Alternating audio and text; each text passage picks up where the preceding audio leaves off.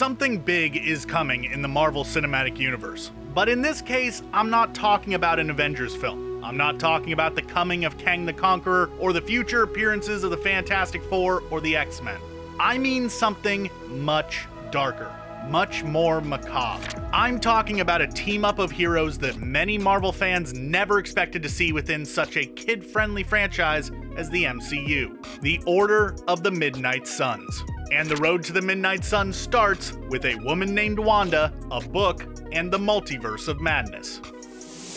Now, before I dive too deep into how the Midnight Suns are going to start making their presence felt in the MCU, we should probably start this video out by talking about who exactly this team is. But before I get too far into that, I did want to throw out a little courtesy warning for Spider-Man No Way Home. A bit later on, I am going to be discussing some minor spoilers for that movie, so if you haven't seen that yet, feel free to click off and come back later after you've watched it. Anyways, back to the comic lore of the team. There once was a woman named Lilith, an ancient being whose origins were lost to time. Some stories say that she was Adam's first wife before God created Eve. Others say that she was the daughter of Ahriman and the cousin of Pazuzu. Others still claim that she was the wife of the angel who would become Satan, and that she stood by his side as he led a rebellion against heaven itself. Regardless of where she came from or what she did in the past, Lilith was a threat to all that was good in the world, and one day, out of seemingly nowhere, she made her reappearance in the universe. Attacking with an army of demonic children, her forces swept across the planet,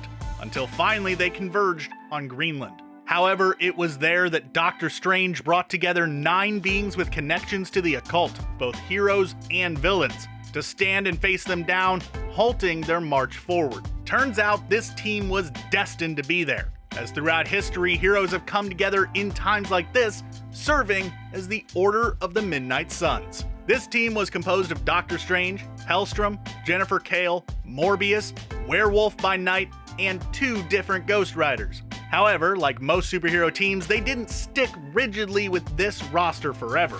Over the course of a small handful of other occasions where they worked together, their ranks would also wind up including people such as Scarlet Spider, Black Cat, Blade, Iron Fist, Moon Knight, Punisher, Man-Thing, and a handful of others, just to name a few. And they wound up facing not just Lilith, but an army of zombies, some Avengers turned into brainwashed Ghost Riders by Mephisto, and demonic powers summoned by an evil book. Now, don't worry, I'll be explaining what the deal is with that book a little bit later.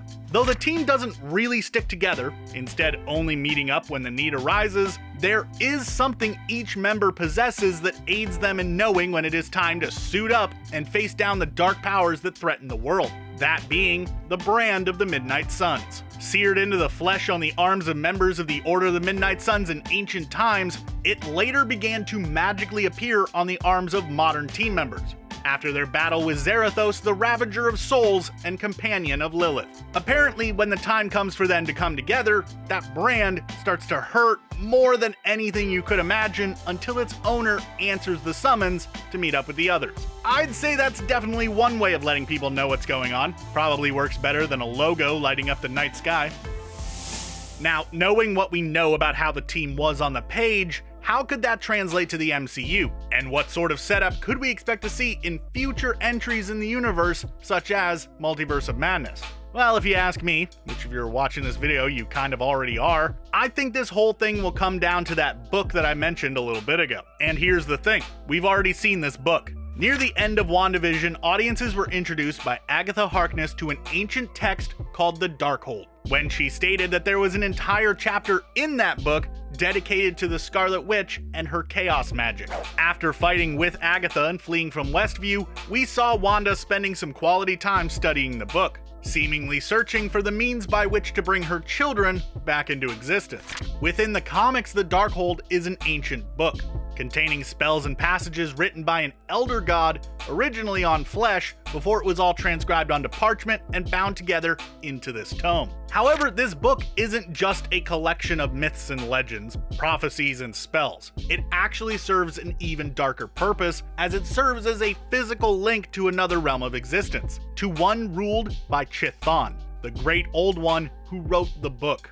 And it is from this twisted realm and its connection to its master that the ones who attempt to use the book draw power. Now, Wanda is currently in possession of the book and attempting to harness its magic for her own ends. And during that WandaVision end scene, she does hear the voices of her children crying out for her. So there is something going on there. Now, we know that Wanda is going to appear in Multiverse of Madness, the sequel to the Doctor Strange solo movie. We've known that for a long time now, basically since the movie was announced. However, it wasn't until we saw the teaser for the movie at the end of Spider-Man No Way Home that we knew to what end she would be appearing. Seemingly, she will be joining the Good Doctor, and at the very least providing him with some information, possibly directly from the Darkhold, and not, at least at the beginning, serving as an antagonist like a lot of us initially expected. But that doesn't mean that what she's doing with the book in the comfort of her log cabin isn't at least somewhat responsible for what's going on. As what if the voices that she heard are not actually her children, but someone else trying to use her? As that book serves as a direct link to Chthon, it kind of makes me wonder, what if he is trying to come through, to enter the main reality of the MCU? It's not totally a crazy idea, and not even something all that out of left field. In that Multiverse of Madness teaser, we see something that looks like Shuma Gorath, a large eye surrounded by massive tentacles. That thing is also one of the Elder Gods alongside Chthon. So there does appear to be at least some of their influence on what's going on in this movie. Maybe the evil Doctor Strange who appears at the end of that teaser, who we're kind of assuming at this point is Strange Supreme, made a deal with the old ones, and he is going to be helping them get Strange out of the way, as he is presumably the only one who could stop them from enacting their plan involving Wanda. But what could Chthon actually want with Wanda? Well, in the comics, on a few different occasions, Chthon has possessed Wanda and used her as a vessel to achieve his goals. So that could be exactly what he plans on doing here. And if that does indeed turn out to be the case, Strange is going to need some serious help to stop the Lovecraftian horrors from outside the multiverse. He's gonna need the Midnight Suns.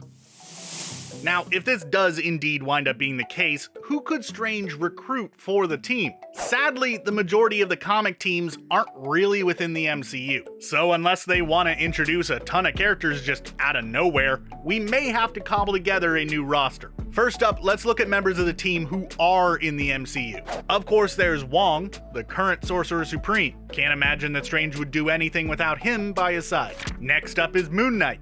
Making his debut in a solo Disney Plus show in the not-too-distant future, Mark Spector's connection to an ancient moon god makes him a solid fit for the roster. At least it makes him fit this team a lot more than he would the Avengers. Following him, we've got Blade.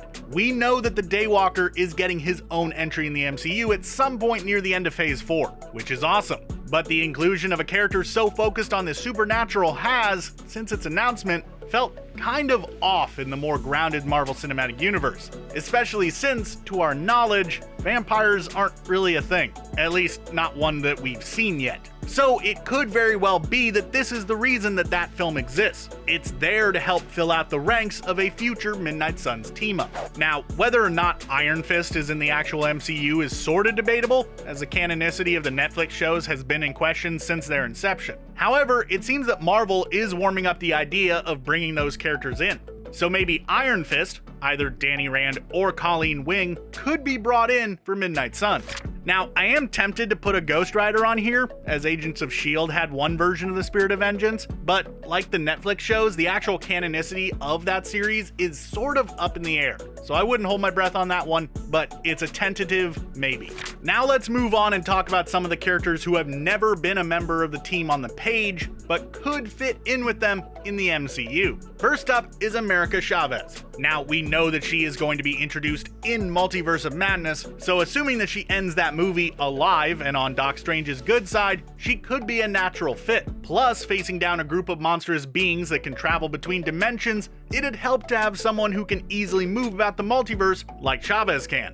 Black Knight could also be a good pickup for the team. Dane Whitman made his first appearance in the Eternals and spent the entire movie as a basic civvy, not taking up the ebony blade, until a mid-credit scene where we saw him gazing down at the sword. During it, we hear a voice talking to him that is apparently meant to be Blade. So we already have a connection between some potential members. Couple that with the magical nature of Black Knight's powers, and he could fit in pretty well. Now, if we're going to be bringing in Netflix heroes, Daredevil could be a good option. He isn't really associated with the occult all that much, outside of all the devil imagery. But you know, I kinda just want to see more Daredevil, so why not? Being a team dealing with the multiverse, we could also see them bring in an alternate universe version of a character to join in on the fun. And since Scarlet Spider, one of the Spider-Men, is on the team in the comics, if we wanted to go really wild, seeing Sam Raimi, who is directing Multiverse of Madness, sort of kind of reunite in a small way with Tobey Maguire and have his version of Spider-Man appear and agree to join Strange for a future adventure with the Midnight Suns, that would be cool.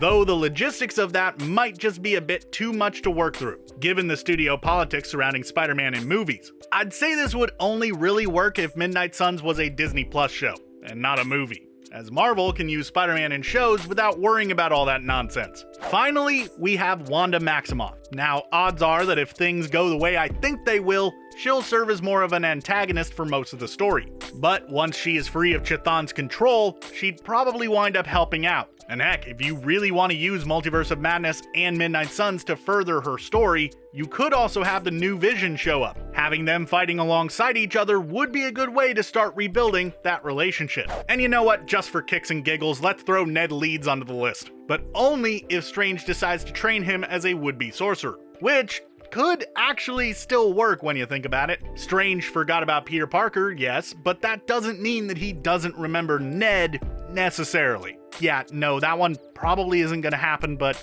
you know. Regardless of who joins the team, I for one am excited by the prospect of a Midnight Suns team up. Be it a movie or a show, I know for a fact that I will be there, ready for all the supernatural superheroing. Hey there everybody, I'm John Aljets. I made this video and I want to know what you think. Who would you like to see on an MCU Midnight Suns team? Let me know in the comments below or go ahead and shoot me a response over on Twitter. I'd love to hear from you. Thanks for watching and be sure to subscribe to CBR for more great videos just like this in the future.